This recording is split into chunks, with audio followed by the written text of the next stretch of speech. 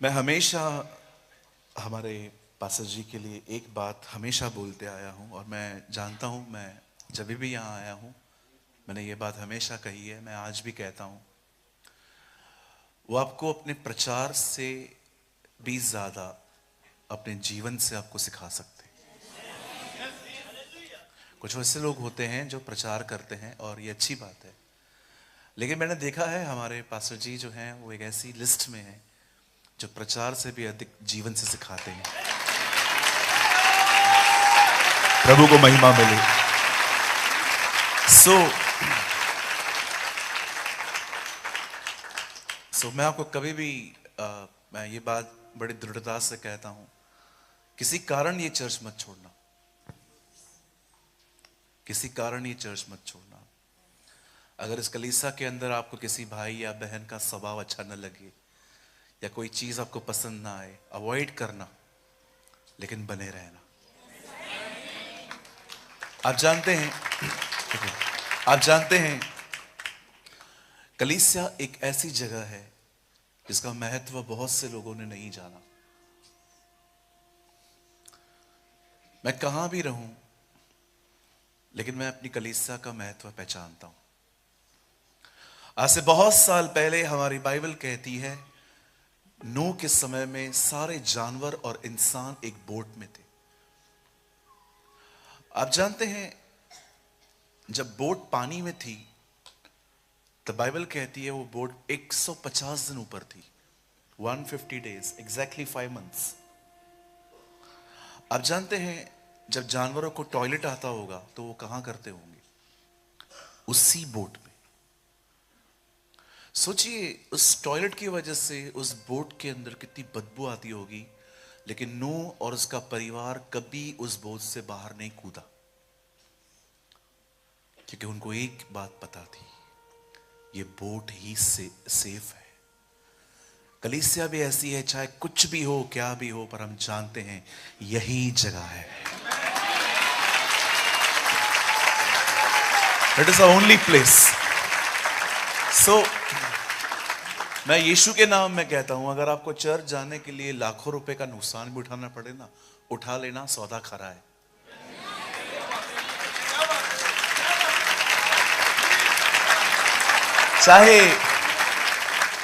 चाहे कुछ भी हो क्या भी हो, डोंट मिस संडे चर्च। हमेशा अपनी कलीसिया में रहें। किसी से शिकायत हो अवॉइड करिए, दुआ करिए। प्रभु ने कहा सताने वालों के लिए प्रार्थना करो और धन्यवाद दो ऐसे लोगों का, क्योंकि कोई सताने वाला होगा ही नहीं तो प्रार्थना किसके लिए करोगे? सो जो भी सताएं उनको धन्यवाद दो कि आप प्रभु का एक वचन फॉलो करने में मेरी मदद कर रहे हो। थैंक यू, है ना? आइए अपने पास वाले से कहिए, हमें खुदा के घर में बने रहना। यस।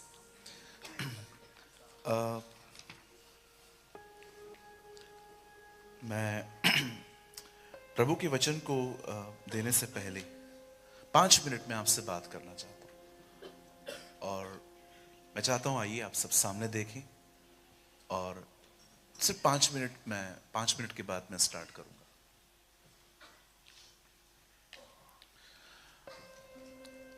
जब आप और मैं, जब हम पुराना नियम पढ़ते हैं, when we read Old Testament, जब हम पुराने ऐदनामे को खोलते हैं तो वहां पर एक किताब है जिसका नाम है लेवी व्यवस्था। एक्चुअली इस किताब का नाम लेवियों की व्यवस्था है। इस किताब के अंदर आपको बहुत सारे बलिदान मिलेंगे, होम बलि, मेल बलि, अन्न बलि, धन्यवाद बलि, बलिदानों का जिक्र है। पर क्या आपने एक बात चेक की? सारे बलिदान खुदा के सामने मारकर लेके जाया जा सकता था। आप कभी नहीं पढ़ोगे कि खुदा ने कहा कि कोई जानवर लो और उसको मेरे सामने जिंदा लेकर आओ। सबको मारना पड़ता था। पुराने नियम का हर बलिदान मरा हुआ है, अ डेड सैक्रिफाइस। पर हमारी बाइबल नए नियम में कहती है, आओ अपने आप को जीवित चढ़ाओ, अब बाइबल नहीं कहती है कि तुम्हें मरे हुए बलिदान चढ़ाने।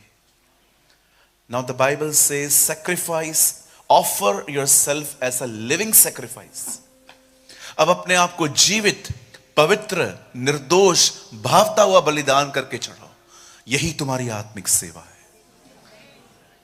एक बार मैं जब इस लेवी व्यवस्था की किताब और इस वचन को पढ़ रहा था, तो मैं खुदा से एक बात पूछ रहा था, खुदा पुराने नियम में सब बलिदान मरे हुए हैं, बट नए नियम में आपने कहा अपने आप को जिंदा लेकर आओ। और मैं सोचने लग गया, मैं अपने आप को खुदा के सामने जिंदा कैसे ले जा सकता हूं। और आप सभी जानते हैं बाइबल ही बाइबल को एक्सप्लेन करती है। बाइबल ही बाइबल को एक्सप्लेन करती है। हो सकता है आज कोई वचन आपको नहीं समझ में आ रहा है, पर कुछ समय के बाद एक ऐसा वचन मिलेगा जो उस वचन को एक्सप्लेन कर देगा। आप जानते हैं, जब मैं एक वचन को मैंने पढ़ा और उस वचन में उत्तर लिखा हुआ था कि एक्चुअली हम अपने आप को जिंदा कैसे चढ़ा सकते हैं, और यह वही वचन था जो यीशु ने शैतान को कहा था, मनुष्य केवल रोटी ही से नहीं परंतु परमेश्वर के हर एक उस वचन से जो उसके मुंह से निकलता है जीवित रहेगा।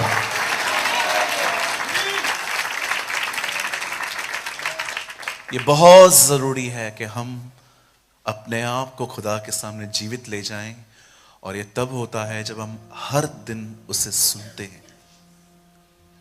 और परमेश्वर के बात करने के बहुत तरीके हैं। एक तरीका है बाइबल, दूसरा तरीका है आपके पास सलीम खान जी परमेश्वर का दास भी कह सकता था, लेकिन मैंने आदर के साथ कहा। और एक तीसरा भी प्रभु आपसे बात कर सकते हैं कि जब आप सो जाओ तो वो आपके सपनों में आके आपसे बात कर सकता है। He talks in dreams, in visions. वो सपनों में, दर्शनों में बात करता है। अगर आप में से किसी को भी शिकायत है प्रभु मुझसे बात नहीं करते, तो मैं आज आपके सामने एक उत्तर लाया हूं, आप डाइवर्ट हैं। डाइवर्ट समझते हैं? उत्तर प्रदेश में इन दिनों में एक प्लेस है जिसका नाम है कानपुर। वहां पर बहुत जोर शोर से मेट्रो का काम चल रहा है, इतना जोर शोर से कि आप कभी सोच भी नहीं सकते। 5 मिनट का अगर रास्ता होगा तो आपको 20 मिनट लग जाएंगे, क्योंकि सारे रूट्स डाइवर्ट हैं। अगर आपको बाजू वाले घर में जाना है तो आपको उस गली से जाना पड़ेगा। क्यों? क्योंकि यहां पर काम हो रहा है। और जो मोड़ होता है ना जिसको वो लोग कर रहे हैं, वहां पर लिखा रहता है डाइवर्ट, वहां से डाइवर्ट हो जाइए। खुदा सबसे बात करता है। हमारी बाइबल कहती है उत्पत्ति की किताब में, पहले दिन उसने रोशनी बनाई, दूसरे दिन उसने पानी का एक हिस्सा ऊपर भेजा, तीसरे दिन उसने अर्थ बनाई, चौथे दिन उसने ज्योतियां बनाई। उसके बाद उसने 3 जगहों के जानवर बनाए, पानी में और आसमान में उड़ने वाले और पृथ्वी पर चलने वाले। और बाइबल कहती है हर दिन वो कुछ बोलता गया और बनता गया। बाइबल का पहला चैप्टर कहता है खुदा हर दिन बोलता है, एवरी डे। हमें क्यों नहीं सुनाई देता? क्योंकि हम डाइवर्ट हैं। डाइवर्ट होना समझते? आप सुबह उठे, आप प्रेयर कर रहे थे, आप बाइबल पढ़ रहे थे, अचानक घर के किसी पर्सन ने आपको कुछ बुरा भला कह दिया और अब सब वचन धुल गया। अब आपके अंदर वही बातें हैं, इसने ऐसा कैसे बोला। इसे कहते हैं डाइवर्ट हो जाना। कुछ लोग मोबाइल में डाइवर्ट हैं इन दिनों में, वे तो बाथरूम में भी फोन ले जाते हैं। फिर परमेश्वर का वचन वहां भी आता है, हे एलिया तेरा यहां क्या काम।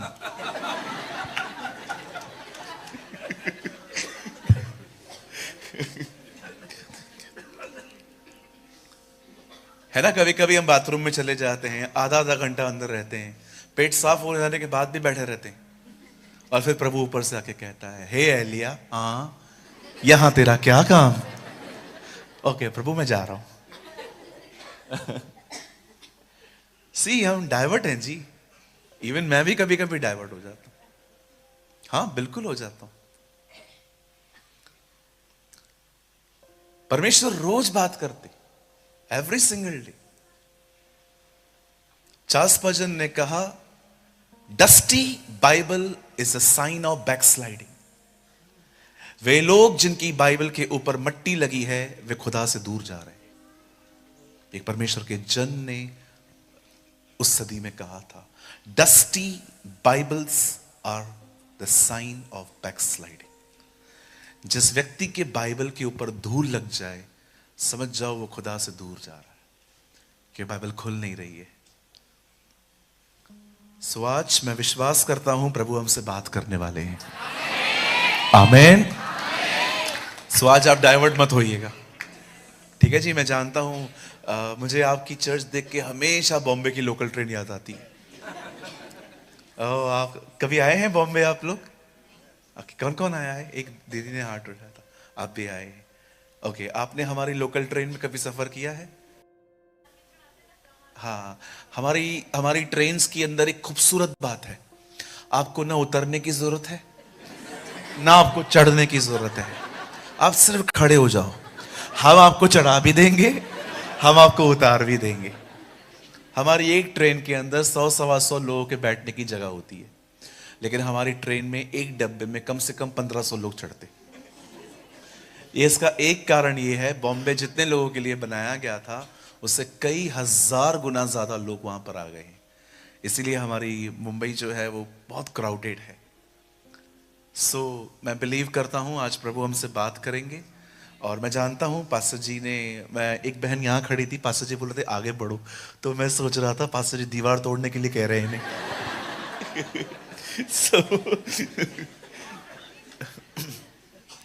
लेकिन प्रभु आने वाले दिनों में तो आपको और भी बढ़ाने ही वाला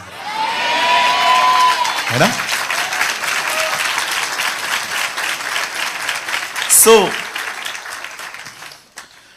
वैसे मैं वचन को जल्दी टाइटल नहीं देता, क्योंकि मैं बिलीव करता हूं कभी कभी मैसेज घूम जाता है।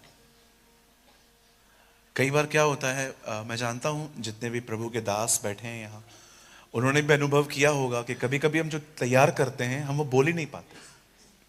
सो मैं कभी कभी टाइटल नहीं दे पाता हूं, लेकिन आज मैंने अपने संदेश को एक टाइटल दिया है, और उस टाइटल का नाम है प्रभु प्रतिफल देगा, परमेश्वर देगा।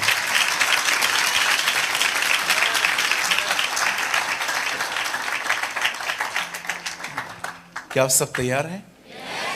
ओके, 11:20 हो रहे हैं।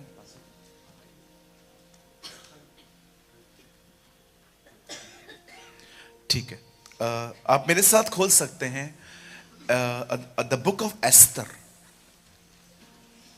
द बुक ऑफ एस्तर, ये पुराने नियम की बुक है। ओके, मैं आपके लिए कुछ सेकंड्स वेट कर रहा हूं, आप आराम से खोल लीजिए, और अगर आपके पास वाले को नहीं मिल रहा है तो आप उनकी मदद करिएगा। The book of Esther.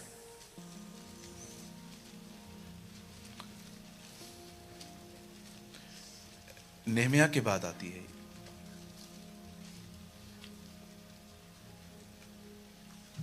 अगर आपको न मिले, क्योंकि बहुत बीच में आती है, तो इंडेक्स में भी जा सकते हैं आप, लेकिन मैं चाहता हूं प्रॉपर स्क्रिप्चर सब खोलें।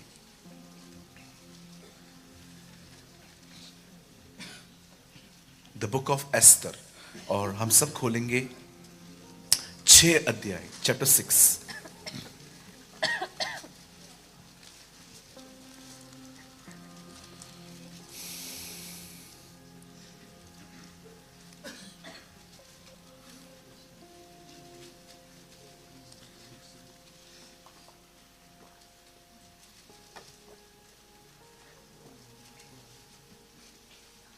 और सबने खोल लिया?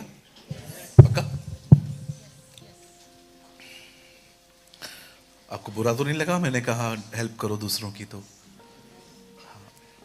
बुरा मत मानिए, क्योंकि कभी कभी बाइबल सिर्फ चर्च में खुलती है, इसलिए मिलती नहीं है। हमारे कलीसिया में तो एक भाई को उत्पत्ति भी नहीं मिल रहा था।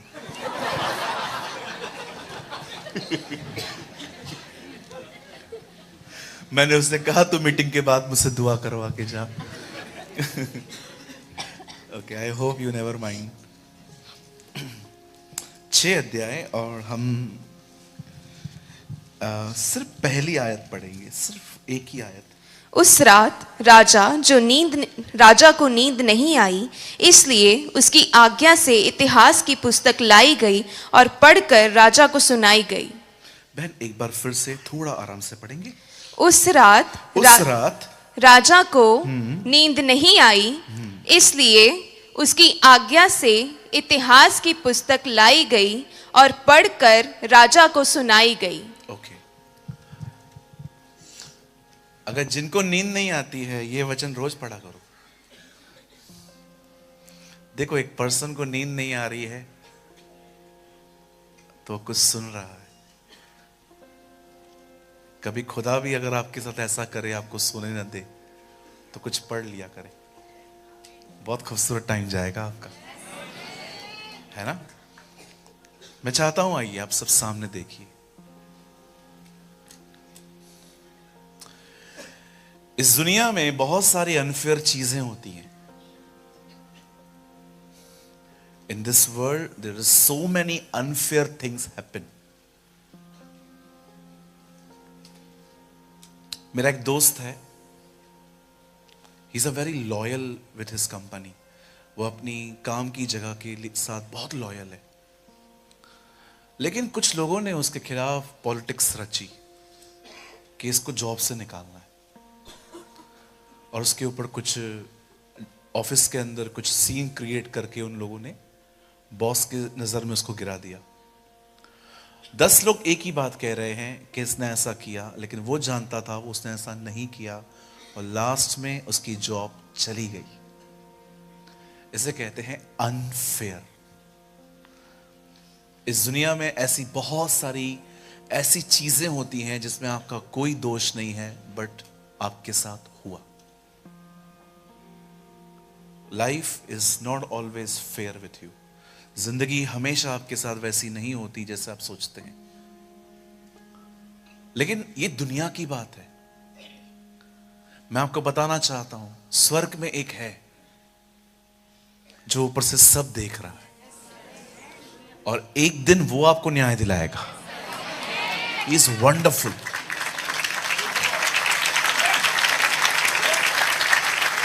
भले ही इस दुनिया में बहुत सारी ऐसी चीजें होती हैं जो अनफेयर हैं, लेकिन याद रखिए ऊपर की दुनिया बहुत अलग है। शायद लोग सब कुछ न देख पाएं, लेकिन बाइबल कहती है वो सब देख रहा है। He knows everything। दानियल की पुस्तक में लिखा है, अंधेरे में क्या है तू जानता है, क्योंकि तेरे निकट प्रकाश बना हुआ है। आपके साथ कितना भी अनफेयर हुआ हो, चाहे आपके साथ कुछ भी ऐसा हुआ हो जिसमें आपकी गलतियां नहीं थी, या तो एक चीज मैं देखता हूं जो बहुत पेनफुल है। मैंने देखा है जो लोग बहुत कुछ करते हैं ना, उनके काम को कभी ऊपर कोई नहीं लेके आता। एक बहन है जो मैरिज करके अपने हस्बैंड के साथ रह रही है, उसके पूरे परिवार को देख रही है, लेकिन उसकी कोई सराहना नहीं करता, उसे कोई लिफ्ट नहीं करता, और ये काम उसे और डिप्रेस कर देता है। कई बार हमारे जिंदगियों में ऐसी चीजें होती हैं जो हम करते हैं पर हमें कभी भी रिवॉर्ड नहीं मिलता, और फिर हम एक ऐसे एटीट्यूड में आ जाते हैं कि चलो इसके लिए ही पैदा हुए थे हम, कि बस करना ही ये है। जी नहीं, ये दुनिया की कहानियां हैं। आपके साथ ऐसा नहीं होगा। आपके काम को खुदा उठाएगा।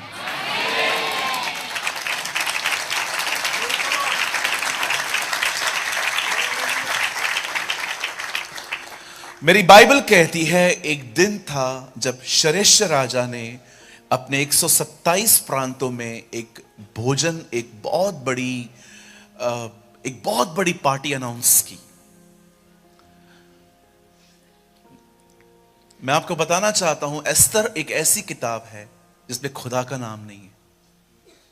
आपको कहां पर भी परमेश्वर, प्रभु, यहोवा, पवित्र आत्मा, यीशु ये वर्ड्स नहीं मिलेंगे।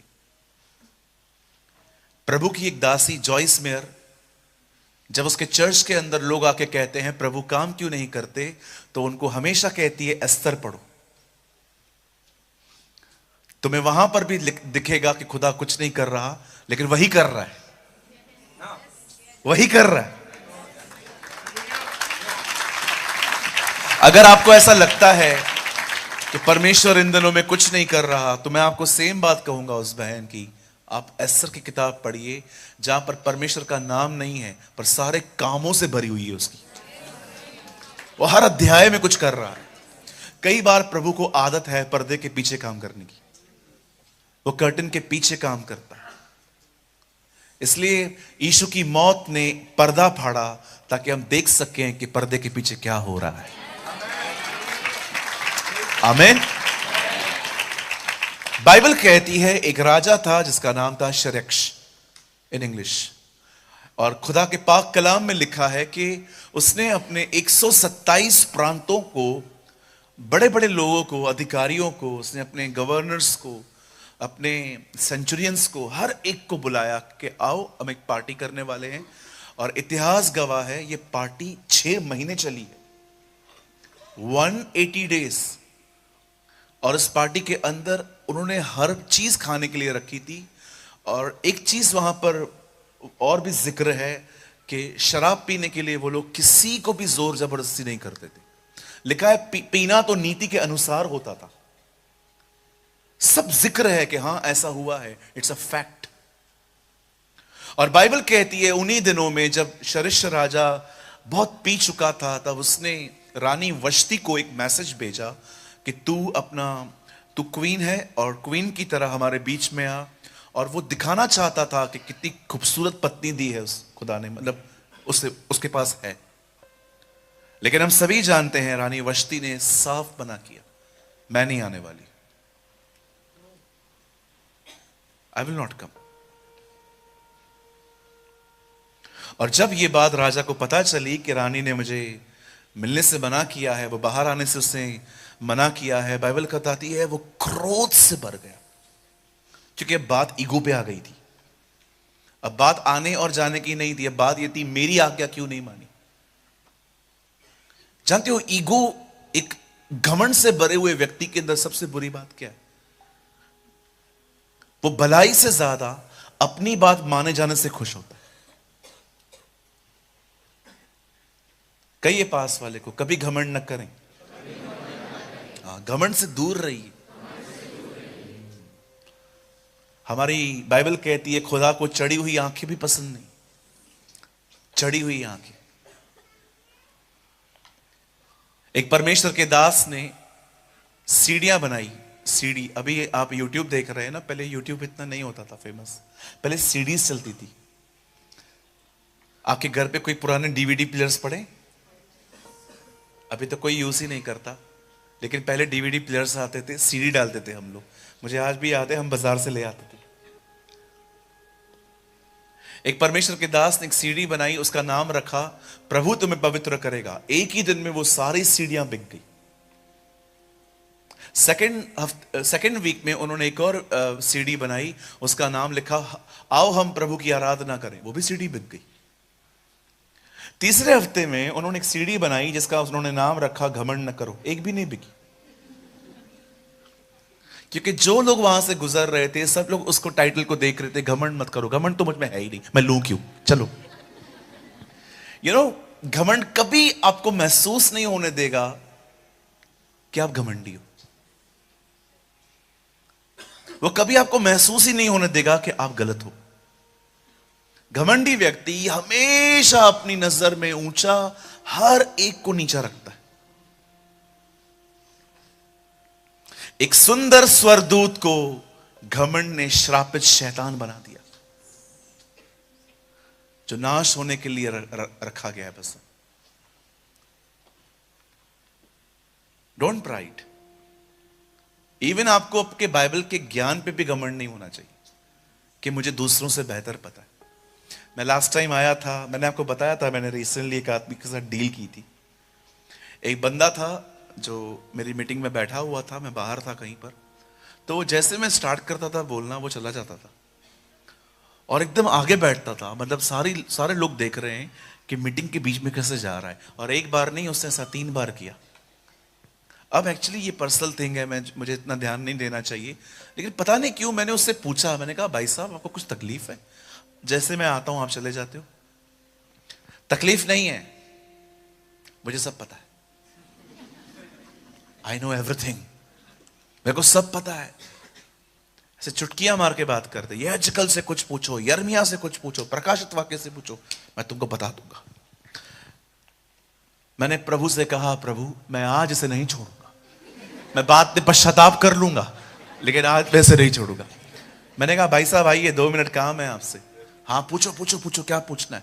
मैंने कहा मैं यर्मिया, यशाया इन किताबों से नहीं, मैं सुसमाचारों से पूछ सकता हूं। अरे सुसमाचार तो मैं ऐसे ही पढ़ चुका हूं। मैंने कहा अंकल एक क्वेश्चन ये है, यीशु ने 5000 लोग को खाना खिलाया, उनके नाम तो बता दो।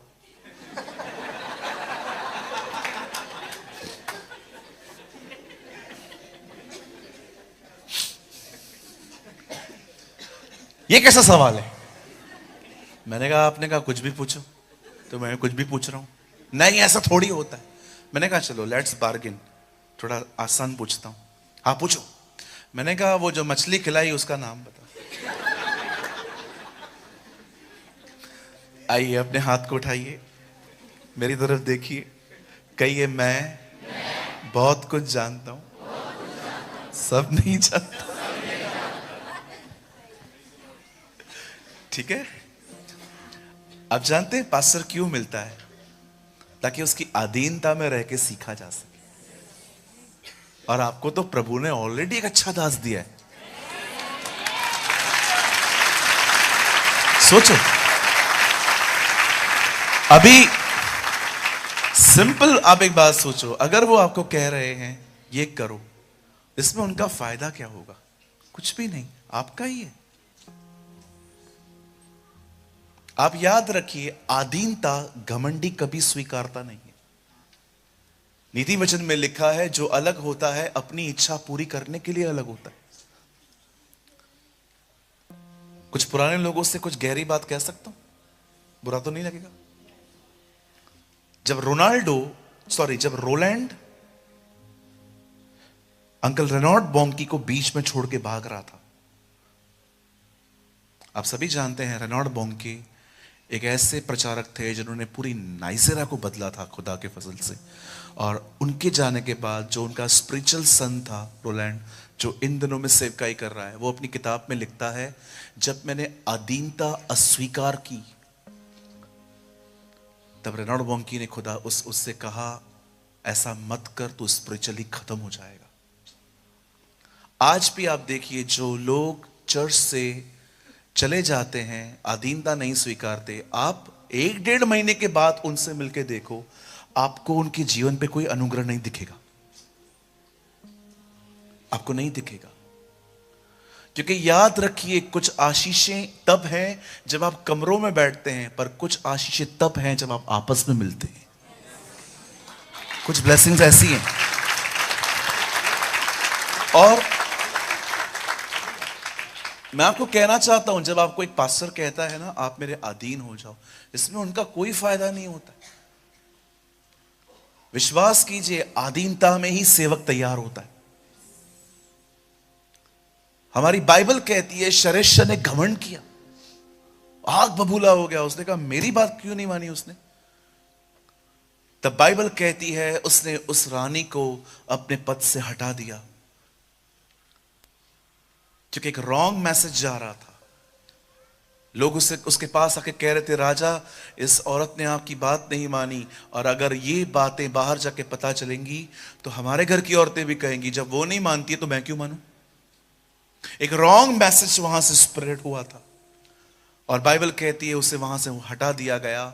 अब बाइबल कहती है रानी का पद खाली था, और बाइबल कहती है उन दिनों में एक नया लेटर जारी किया गया कि जाओ प्रांत प्रांत में, हर जगह पे जाओ और राजा के लिए एक ऐसी लड़की ढूंढो जो पटरानी बन पाए। और बाइबल कहती है उन दिनों में एस्तर अपने चाचा मौद्रके के साथ एक घर में रहती थी, और सब लोग ढूंढ रहे थे लड़कियों को कि कौन सी वो लड़कियां होंगी जिनको हम ले जा सकते हैं। और बाइबल कहती है किसी की नजर एस्तर पे गई, अब एस्तर राज दरबार में पहुंचाई गई और लिखा है उसकी संगतियां बदली गई, उसके वस्त्र बदले गए, उसके खाने की चीजें बदली गई, उसका डाइट चेंज, उसे प्रिपरेशन करनी थी, राजा के सामने आना था।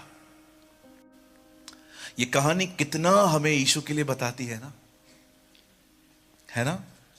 कितने लोग ये जानते हैं? हमारी बाइबल कहती है इज़राइल के लोगों ने खुदा को ठुकराया, और आप परमेश्वर को देखिए, आज परमेश्वर हम अन्य जातियों के पास आया। आमीन। और हमें एक समय दिया गया है कि हम अच्छे से तैयारी करें, क्योंकि एक दिन जैसे एस्तर राजा के सामने जाने वाली है, एक दिन हमें भी उस राजा के सामने जाना है। Prepare yourself. मैं आप में से हर एक को कहना चाहता हूं, these are the days of preparation. ये तैयारी के दिन हैं। प्रभु का मार्ग तैयार करो, उसकी सड़कें सीधी करो। मैं आपको कहना चाहता हूं, ये तैयारी के दिन हैं। आप हमेशा याद रखना, बाइबल कहती है वो कुंवारियां नहीं गई जो दूल्हे के आते समय तैयारी शुरू कर चुकी थी, वो गई जो तैयार थी। फिर से कहूं, वो कुंवारियां नहीं गई जो दूल्हे के आने को देखकर तैयार होना शुरू होती हैं, वो गई जो तैयार थी।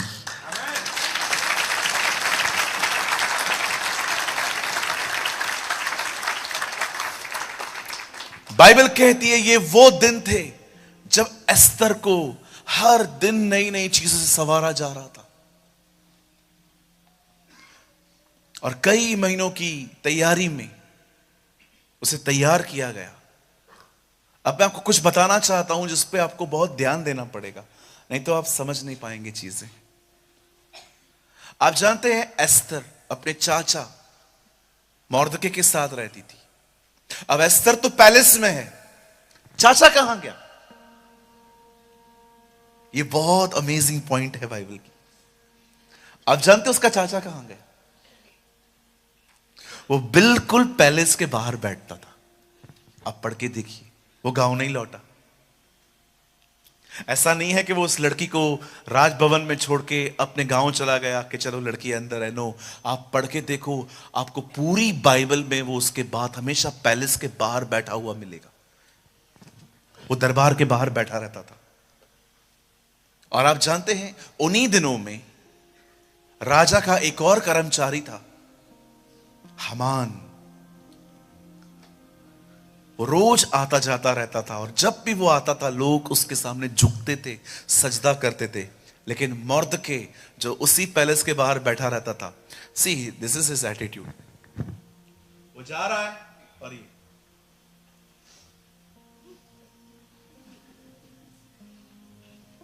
वो झुकता नहीं था, वो खड़ा रहता था।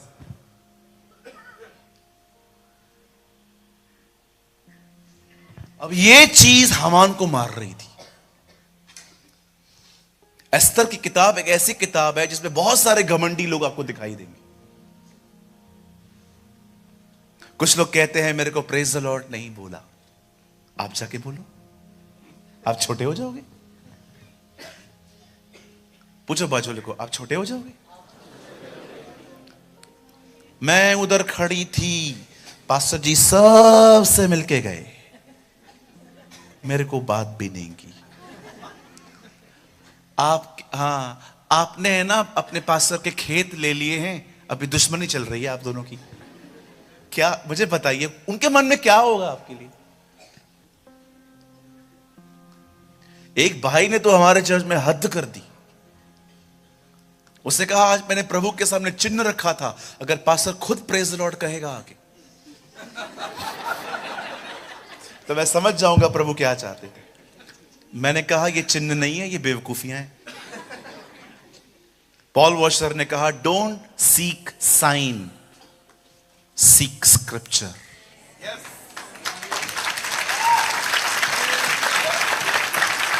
एक परमेश्वर के दास ने कहा चिन्ह मत खोजो, परमेश्वर का वचन खोजो कि क्या ऐसा लिखा है कि नहीं। आइए अपने पास वाले से कहिए, कोई हमसे मिले या न मिले, लेकिन आज हम सबसे खुद मिलने जाएंगे। हाँ, don't live in a spirit of dictator. Dictator की तरह मत जियो, मैं क्यों ना मिलूं। हामान देखो, एक आदमी नहीं झुकता था, पूरी कौम को बदला लेने के लिए आगे आएगा। अभी प्रॉब्लम क्या है? बात को देखो, कितनी छोटी बात है कि वो आता है पर कोई उसके सामने मौद्र के झुकता नहीं है। आप कभी इंतजार न करें कि कौन मुझसे मिलेगा, आप खुद जाओ, सबको प्रेज़ द लॉर्ड बोलो, जय मसीह बोलो, शालोम बोलो। आप बहनें हो, किसी बहन को आप हक करो, भाइयों भाइयों को हक करो, मिलो आपस में। नहीं नहीं, ऐसा कैसा, मैं एल्डर हूं, तू ज्यादा झुक।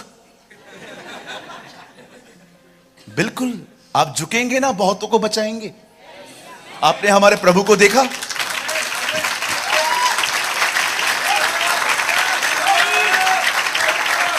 हाँ बिल्कुल, आपने यीशु को देखा, वो झुक के कुछ लिखने लग गया, और जब वो उठा एक आत्मा बच चुकी थी। झुकने वाले लोग सदैव लोगों को बचाते।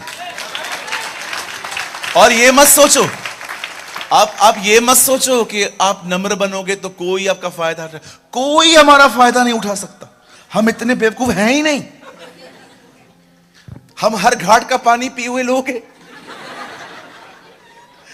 कुछ लोग मुझे कहते थे बचपन में, बहुत लोग, अरे इतना इतना सीधा नहीं बनने का, खा जाएंगे लोग तुझे। लोग खाएंगे, कोई नहीं खा सकता आपको।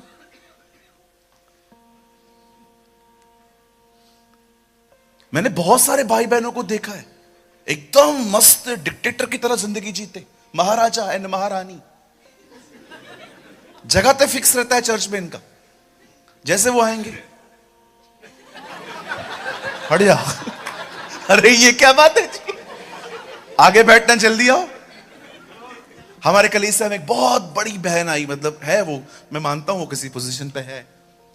वो पहले आई और सारी पहले की रो पूरी भर चुकी थी। हमारी कलीसिया में 10:30 की सर्विस में 10:15 बजे पूरी 70% चर्च भर जाती है, क्योंकि सबको डर रहता है कि लेट गए तो पीछे बैठेंगे।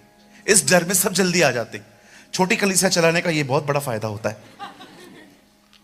आप जानते हैं, वो एक बहन आई और उसने आके देखा, पहली रो में सब लोग बैठे हुए थे, और हमारे लोग भी इतने सयाने कि वो देख रही है कि जगह चाहिए, और सब अपना मुंह ऐसे करके बैठे हुए हैं कि हमें ना उठना पड़े।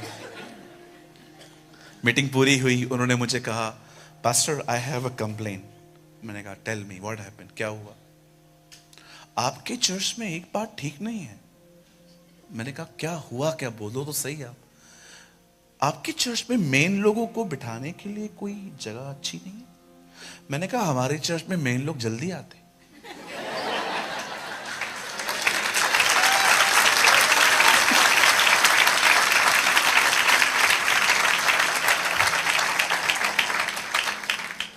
आइए अपने पास वाले से कहिए, नम्र बनो। नहीं नहीं नहीं, जैसे मैं बोल रहा हूं वैसे बोलो, नम्र बनो। बिल्कुल। या ऐसा लग रहा है ये बच्चा मुझे बोल रहा है आप भी बनो।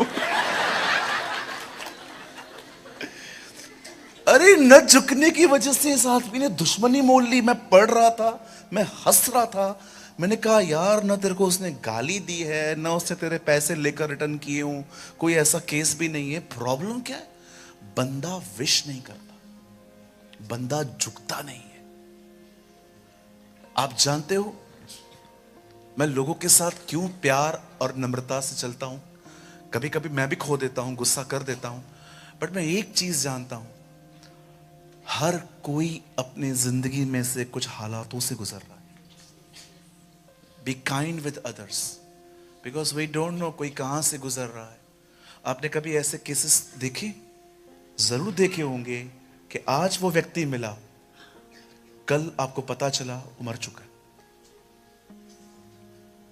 आज वो मिला, हमें बाद में पता चला इससे सुसाइड कमिट कर दिया। कभी आपने ऐसी चीजें देखी हैं?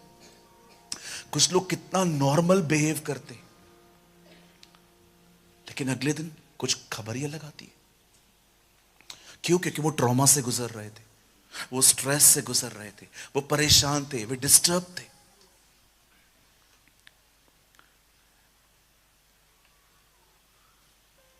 खुदा का पाक कलाम कहता है, मैं आपका अधिक समय नहीं लूंगा, मुझे सिर्फ आपके 15-20 मिनट चाहिए। परमेश्वर का वचन कहता है, जब हामान उतरता था दरबार से राजा के कुछ काम से, और बाइबल कहती है जब मोर्दकाय उसको देखता था और वो उसके सामने झुकता नहीं था, ये बात उसे बड़ी डिस्टर्ब करती थी। एक दिन हमारी बाइबल कहती है इससे ठान लिया कि ये राजा के कानों को भरेगा, और उससे राजा को सारी बातें पहुंचाई कि राजा, हमारे बीच में कुछ ऐसे लोग मिलते रहते हैं जो हमारे कानूनों को नहीं मानते, इनकी अपनी ही नीतियां हैं।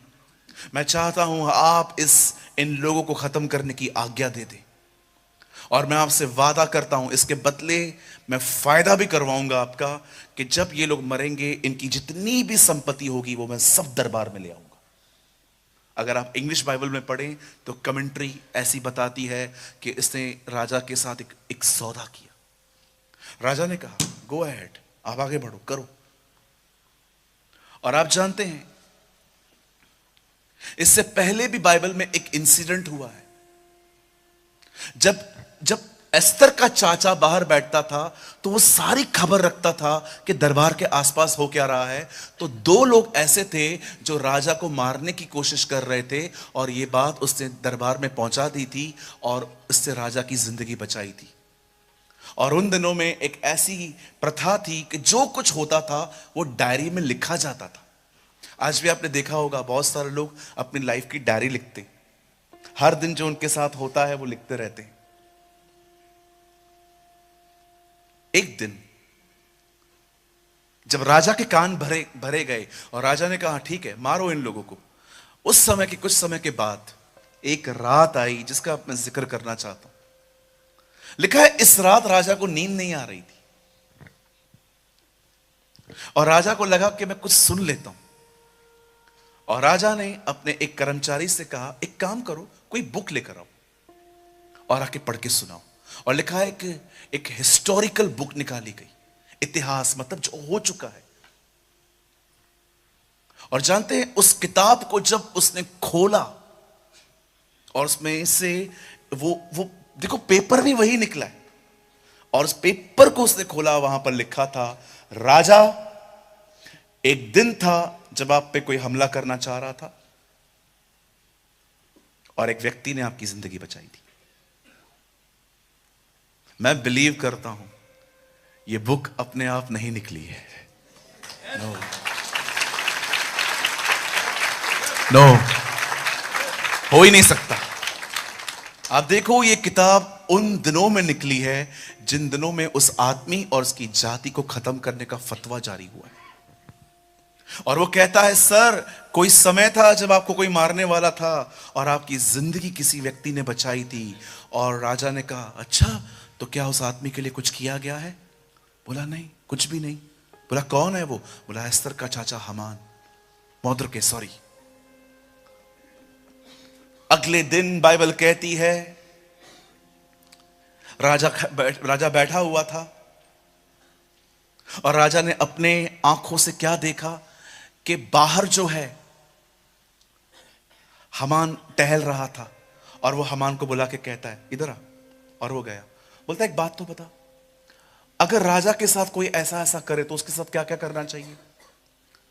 ये अपने बारे में सोच रहा था, शायद राजा मेरे बारे में। राजा, उसको क्या करना चाहिए? उसको राजश्री वस्त्र पहनाओ, उसको घोड़े पे बिठा दो, आगे लोगों को प्रचार करने के लगा दो कि ये अच्छा व्यक्ति है। उसने कहा वेरी गुड, ये सब कुछ तू अब मोर्दकै के साथ करेगा।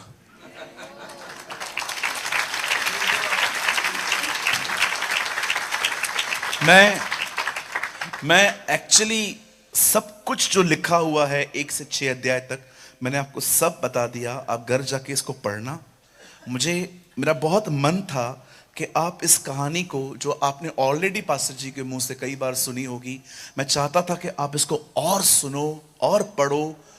लेकिन अब मैं कुछ बताना चाहता हूं जो वहां नहीं लिखा है। आइए, मैं चाहता हूं आप सब सामने देखें, ध्यान दें। ये जितना भी मैंने आपको बताया इसमें कोई प्रकाशन नहीं है, ये सब लिखा हुआ है, ऐसा हुआ था। आप जानते हैं जिस समय एस्तर के चाचा ने उस राजा की जिंदगी बचाई थी। वो सब कुछ एक किताब में लिख के वो किताब को दबा दिया गया था। आप जानते हैं जीवन में ऐसा बहुत कुछ होता है जो दब जाता है। कई बार आप में से बहुत सारे जो लोग हैं यहां पर, जिन्होंने बहुत सेवा की होगी लोगों की, जिन्होंने बहुत कुछ सैक्रिफाइस किया होगा, बट दब जाता है। कई बार हमारी जिंदगी में ऐसा होता है, हम हर एक की तरह सह लेते हैं, हम हर एक को सहन कर लेते हैं, हम नाइस बिहेव करते हैं, हमें तकलीफ होती है, दिखाते तक नहीं है कि हम अंदर से घुट रहे हैं। लेकिन मैं आप में से हर एक को कहना चाहता हूं, ये परमेश्वर ने मुझे वचन दिया है इस कलीसिया के लिए। मैं आपको कहना चाहता हूं, आपका समय आ रहा है। योर टाइम इज कमिंग, जब परमेश्वर आपके छुपे हुए कामों को उठाएगा and God will reward you. परमेश्वर उसका प्रतिफल देगा। कई बार हम अपनी जिंदगी में इग्नोर किए जाते हैं, अवॉइड किए जाते हैं। हम जिंदगी भर किसी घर के साथ लॉयल बने रहते हैं, किसी व्यक्ति के साथ लॉयल बने रहते हैं, लेकिन हमारे सारे काम दबा दिए जाते हैं। एस्तर की किताब एक ऐसी किताब है जिसमें बताया गया है कि कई बार आपके अच्छे भले काम जो आपने किए हैं वो दबा दिए जाएंगे, लेकिन वो हमेशा दबे हुए नहीं रहेंगे। वो हमेशा दबे हुए नहीं रहेंगे। खुदा उन कामों को निकालेगा, खुदा उन कामों को महिमा देगा, खुदा उन कामों को उठाएगा।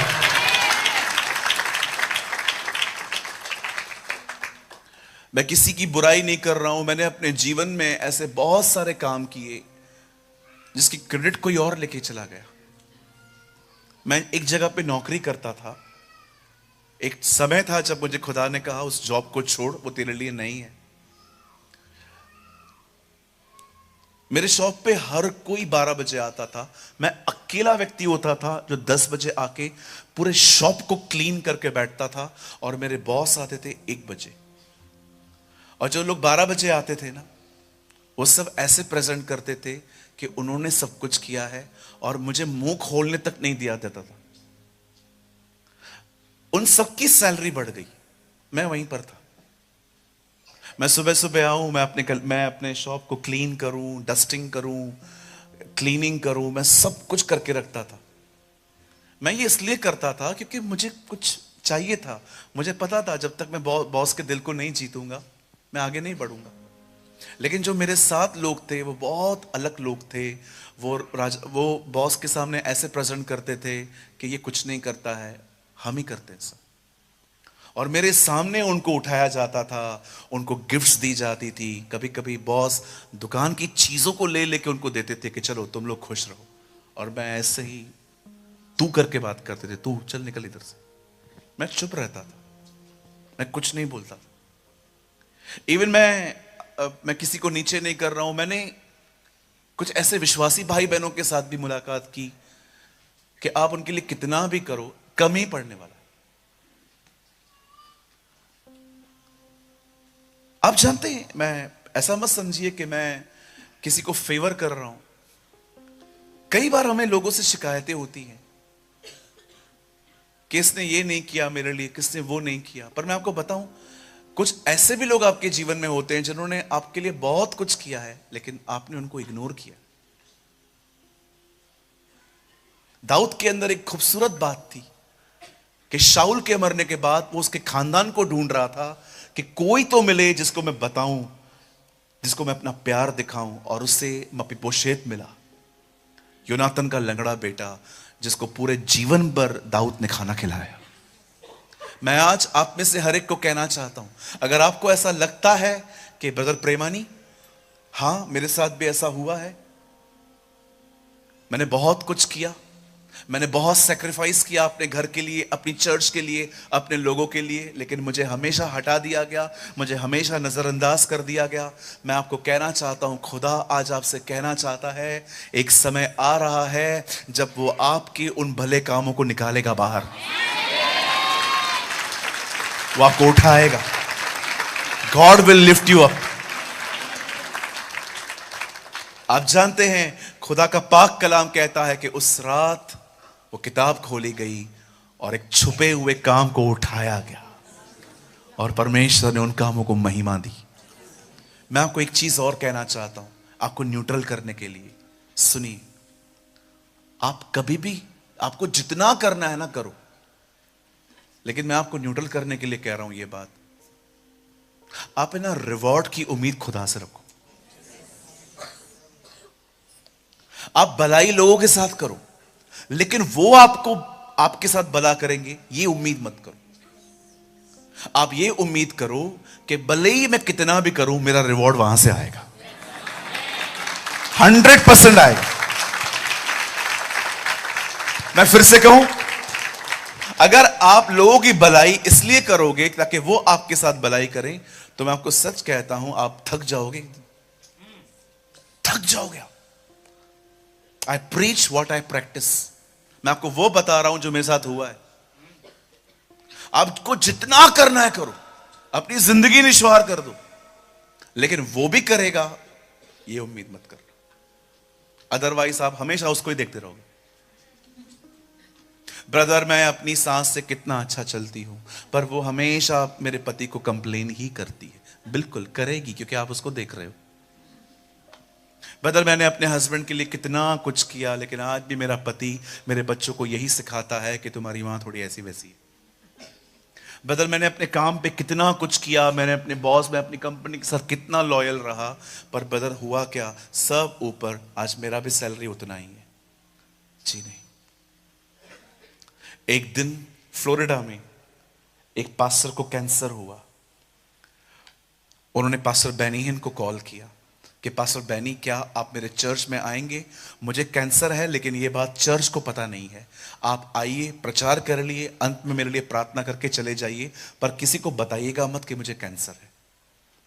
पास्टर बेनी हिन जब वहां पर खड़े हुए थे और जब भी वो आगे बढ़ रहे थे उस आदमी के ऊपर हाथ रखने के लिए, विश्वास कीजिए, वो अपनी बायोग्राफी में लिखते हैं, मुझे परमेश्वर मना कर रहा था इस बंदे पे हाथ मत रख। बोल रहा था कितनी बार ऐसा हुआ कि मैं जा रहा हूं हाथ रखने के लिए, पर खुदा कह रहा है हाथ मत रख, हाथ मत रख। लेकिन एक टाइम ऐसा आया जब परमेश्वर ने कहा अब जा, अब हाथ रख।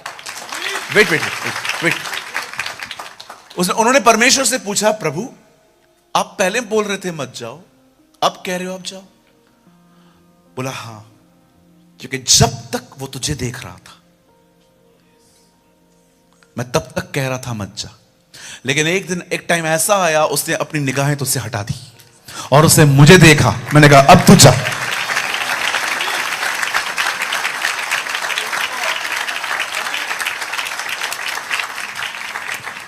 मेरी सहायता कहां से आएगी? मेरी सहायता पर्वतों की ओर से आएगी। इस्राएल के बिल्कुल पास में मिस्र है। दाऊद ये नहीं कहता है कि मेरी सहायता मिस्र से आएगी, वो कहता है मेरी सहायता स्वर्ग से, परमेश्वर की तरफ से आएगी। मैं आप में से हर एक को कहना चाहता हूं, जितना करना है लोगों के साथ करो, प्रतिफल तो वहां से आएगा। God will give you reward. परमेश्वर आपको प्रतिफल देगा।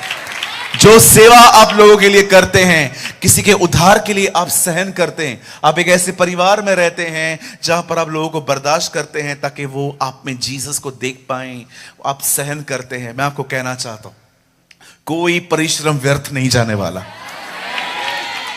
हमारा परिवार बचाया जाएगा, हमारा परिवार उद्धार पाएगा। आज मीटिंग को बंद करने से पहले एक छोटी सी बात शेयर करना चाहता हूं, बड़े ध्यान से सुनिए।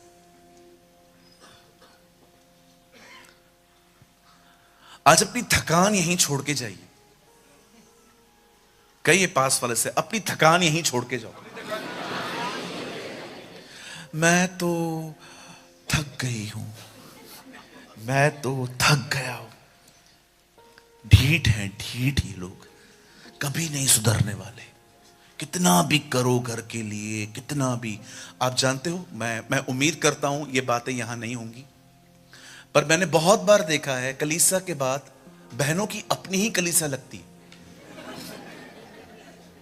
मैं इसे पंचायत भी कहता हूं कि 4 बहनें जा रही हैं, जाते जाते बातें कर रही हैं। खाना तो बनाते नहीं है ये लोग, लंगर तो लगता नहीं है इनके चर्च के अंदर, और जाते जाते वो कह रही हैं, हाँ ठीक है कोई बात नहीं, बुराई तो कर लिया आपने। ये कई बहनें सास और बहू की बातें करती रहती हैं, तेरी सास कैसी है, तेरी बहू कैसी है। नो, ये थकान छोड़ के जाओ। एक दिन मेरी मम्मी ने मेरे को बोला, मैं बहुत थक चुकी हूं। मैंने कहा फिर भी तुझे ही करना है।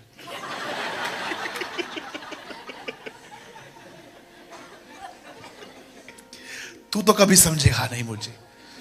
मैंने कहा नहीं मां, मैं नहीं समझूंगा, मुझे समझा भी मत। कई लोगों को मैंने देखा ऐसे से बोलते, थक गया हूं मैं, बस बस बहुत हो गया, अब छोड़ दो मैं और मेरी तन्हाई। यू नो, कई लोग ऐसे मुगले आजम की तरह बातें करते रहते हैं, छोड़ दो मुझे देवदासों की तरह, मैंने सबके साथ किया, आज के बाद मैं किसी के साथ भलाई नहीं करूंगा, इस जमाना ये दुनिया है ही नहीं ऐसी। ब्रदर, धन्यवाद दो उन लोगों का जिन्होंने आपकी मदद नहीं की, इन्होंने आपको प्रभु पे निर्भर होना सिखाया।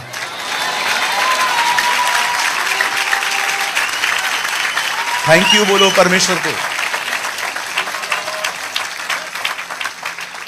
शुक्र करो उन लोगों का जिन्होंने अपने फोन उस दिन बंद रखे जिस दिन आपको उनकी जरूरत थी। शुक्र करो खुदा का उन लोगों के लिए जिन्होंने उस समय आपका फोन नहीं उठाया जिस समय आपको बहुत जरूरत थी। अगर उस दिन वो आपका फोन उठाते, आप प्रभु को नहीं पुकारते। शुक्र करो। लिसन, वेट, मैं कुछ पूछ सकता हूं आपसे? बताइए, इजरायली मिस्र से निकले और कनान जा रहे थे, तो कहां से जा रहे थे? बोलो बोलो। हाँ जी, जंगल से जा रहे थे। गुड। यीशु ने दरियाए यरदन पे अभिषेक पाया, उसके बाद वो कहां गया? अच्छा, जंगल लेकर कौन गया? दुष्ट आत्मा के पवित्र आत्मा? हाँ, मेरे पीछे कही है, पवित्र आत्मा सिर्फ हरी हरी चराइयों में नहीं ले जाता, वो कई बार जंगलों में भी ले जाता है। अब मुझे बताइए, जंगल किस चीज को दर्शाता है? ना परेशानियों को क्यों बहन, मांग के क्यों लूं परेशानियां में? Jungle is a school, it's a training. हर विश्वासी को उधर से गुजरना है। पौल कहता है, जब प्रभु ने मुझसे मुलाकात की, मैं अरब को चला गया। हर विश्वासी की जिंदगी में स्कूल आता है। परमेश्वर अपनी कोई भी बुक, कोई भी चीज ब्लैक बोर्ड पे नहीं सिखाएगा। पता है वो कैसे सिखाता है? कितने लोग स्विमिंग करना जानते हैं? स्विम करना जानते हैं? आप जानते हो स्विम कैसे किया जाता है? ट्रेनर आपको कभी नहीं कहेगा अभी अंदर जा और ऐसे से कर, वो आपको धकेल देगा, और जब आपको पानी डुबाना स्टार्ट कर देगा ना, आप खुद ऐसा करोगे, आप स्विमिंग सीख जाओ। कई बार परमेश्वर आपको जिंदगी में ऐसे अनुभव होने देता है ताकि कि लोग आपकी हेल्प न करें, क्योंकि यही वो लोग होंगे जो आपको ट्रेन करेंगे खुदा को कैसे पुकारना है। वेट, आपने देखा 38 साल के रोगी के पास जब यीशु आता है और उससे कहता है, क्या तू चंगा होना चाहता है? उसने पहला वर्ड क्या कहा? मेरे पास कोई नहीं है। यस, इसीलिए आया हूं।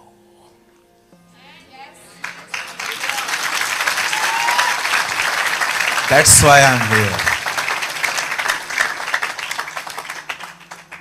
ये भाई को प्रॉब्लम आएगी तो पहले व्हाट्सएप स्टेटस पे लिखेगा, पहले सबको बताएगा, पहले सिंपैथी गेन करो। और व्हाट्सएप पे तो हर तरह की इमोजी है। नाक बह रहा है उसकी भी इमोजी आई है, देखा है आपने? ऐसे ऐसे कुछ निकल रहा है सफेद सफेद। अब मैं मजाक नहीं कर रहा हूं, आप व्हाट्सएप पे चेक करो, नाक बहने की भी इमोजी है। वो लोग उसको लगा के लिख देते हैं, feeling cold and cough, pray for me. क्या क्या दिया है इन लोगों ने, हर चीज दे दी। एक अंकल, एक आंटी, छोटा बच्चा दे दिया है और लोग लिखते हैं प्रे फॉर माय फैमिली। पहले ये लोग जाएंगे वहां पर लिखेंगे जाके कि मुझे बुखार है, सर्दी है, लुधियाना में ठंडी है, जो भी ये लिखना है लिखेंगे। उसके बाद किसी संस्था में कॉल करेंगे, फिर किसी प्रेयर टावर में कॉल करेंगे, फिर पास्टर जी की खून चूसेंगे, फिर सब करेंगे। लिसन लिसन, मेरी बात सुनिए। अंत में खुदा के पास, प्रभु आप तो सब देख रहे हैं। सब देख रहा हूं मैं, सब देख रहा हूं, कितने चक्कर मार के कहां कहां से तू होकर आया है। तुम में से कोई दुखी है तो प्रार्थना करे, आनंदित है तो आराधना करे। किसके पास? दुखी है तो क्या करे? है ना? पास्टर जी के पास जाए, थोड़े से बाल जो बचे हुए हैं वो भी निकाले। तुम में से कोई दुखी है प्रार्थना करे, इसका मतलब क्या है? खुदा के पास जाए। अगर खुश हो आराधना करो, प्रभु के पास जाओ। एक्चुअली बाइबल कहती है whatever you feel come to Jesus. Whatever you feel come to Jesus.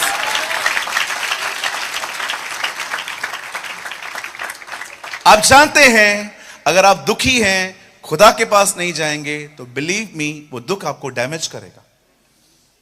और यदि आप बहुत खुश हैं तो खुदा के पास अगर आप नहीं गए तो वो खुशी आपको शायद खुदा से दूर ले जाएगी। बिल्कुल, इसलिए हमारी बाइबल कहती है हर समय उसमें बने रहो। आमीन। आइए अपने पास वाले का हाथ पकड़िए, भाई बहन, भाई भाइयों का, बहने बहनों का, और उन्हें कहिए आपके छुपे हुए भले कामों को परमेश्वर बाहर निकालेगा। उन्हें कहिए 2025 आपके रिवॉर्ड का ईयर है।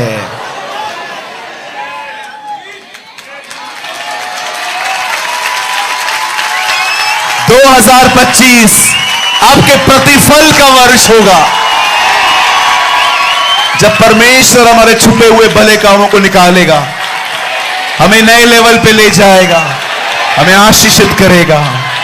यीशु मसीह नासरी के नाम में Amen, amen. Come on, give a good clap for the Lord. जो मोर्दकाय के साथ हुआ वो मेरे साथ भी होगा। परमेश्वर मेरे छुपे हुए कामों को बाहर ले आएगा।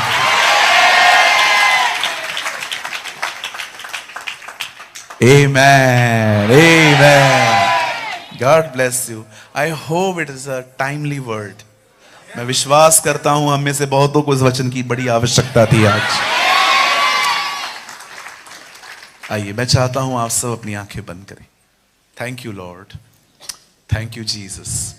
Father I come in the name of Yeshua. पिताजी, मैं यीशु के नाम में आपके पास आता हूं। मैं दुआ करता हूं मेरी हर आदरणीय बहन के लिए, मैं दुआ करता हूं मेरे हर आदरणीय भाई के लिए, मैं दुआ करता हूं यहां पर हर पास्टर के लिए, मैं दुआ करता हूं यहां पर हर प्राचीन के लिए, हर बुजुर्ग के लिए, हर भाई बहन के लिए। प्रभु, जीवन में कई बार ऐसा होता है जब हम भले काम करते हैं लेकिन उन कामों को नजरअंदाज कर दिया जाता है। इसलिए बाइबल कहती है गलातियों की किताब के अंदर कि तुम भले काम करने से पीछे ना हटो, क्योंकि जो कोई अपने समय पे फल बीज बो रहा है वो उसकी कटनी भी काटेगा। मैं दुआ करता हूं प्रभु, आप हर एक के कामों को ब्लेस करें, आप हर एक के भले कामों को ऊपर ले आएं, ताकि खुदा हम आपसे रिवॉर्ड पाएं। प्रभु जी, हम दुआ करते हैं मेरे हर भाई बहन को आप आशीषित करें, और एक चीज प्रभु आज इनके हृदयों में, इनके जहन में डालें कि भले ही इनका काम कितने भी लोग नजरअंदाज कर दें, लेकिन तेरी नजर में इनके काम बने हुए हैं और तू ही इन्हें प्रतिफल देगा। हर बहन, हर भाई जो अपने घर के साथ लॉयल हैं, जो अपने घर के साथ विश्वास योग्य हैं, जो मेहनत करते हैं, चाहे उनका घर में आदर होता या ना होता हो, आने वाले दिनों में तू उनकी सुधि ले प्रभु, तूने आशीष दे प्रभु। धन्यवाद सारी बातों के यीशु के नाम से मांगते हैं। आमीन, आमीन, आमीन।